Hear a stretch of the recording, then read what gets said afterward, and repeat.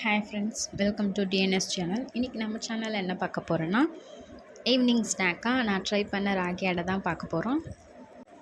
நான் இன்றைக்கி தான் இதை ஃபர்ஸ்ட் டைம் ட்ரை பண்ணுறேன். அதுக்கு என்னென்ன தேவைப்படுதுன்னா, 4 வெங்காயம், 2 பச்சை மிளகா, 2 சின்ன சின்னதாக கட் பண்ணி ஒரு வானலில் எண்ணெய் ஊற்றி கடுகு, வெங்காயம், பச்சை மிளகா, 2 பல் பூண்டு தட்டி போட்டுக்கோங்க. கொஞ்சம் கருவேப்பிலை, கொஞ்சம் உளுத்தம்பருப்பு எல்லாத்தையும் போட்டு நல்லா வதக்கிட்டு 2 கைப்பிடி ஃபுல்லாக முருங்கைக்கீரை அள்ளி போட்டுக்கிறேன். முருங்கைக்கீரையும் நல்லா வதங்கணுன்னு அந்த ராகி மாவு நல்லா சளிச்சு எடுத்து வச்சுருக்கேன். இந்த ராகி மாவில் தேவையான அளவுக்கு உப்பு போட்டு இந்த தாளித்த வெங்காயம் முருங்கைக்கீரையும் அதில் கொட்டி சப்பாத்தி மாவு பிசைஞ்சு நல்லா தண்ணி ஊற்றி பிசறிக்கணும். பிசைஞ்சதும் அதை ஒரு மீடியம் சைஸ் உருண்டையாக உருட்டிக்கலாம். நான் போட்ட மாவு 7 உருண்டை வந்திருக்கு.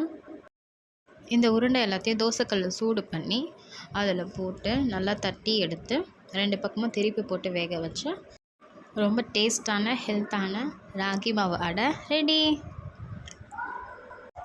இந்த வீடியோ உங்களுக்கு பிடிச்சிருந்தா லைக் பண்ணுங்கள், ஷேர் பண்ணுங்கள், கமெண்ட் பண்ணுங்கள், சப்ஸ்கிரைப் பண்ணுங்கள். தேங்க்யூ.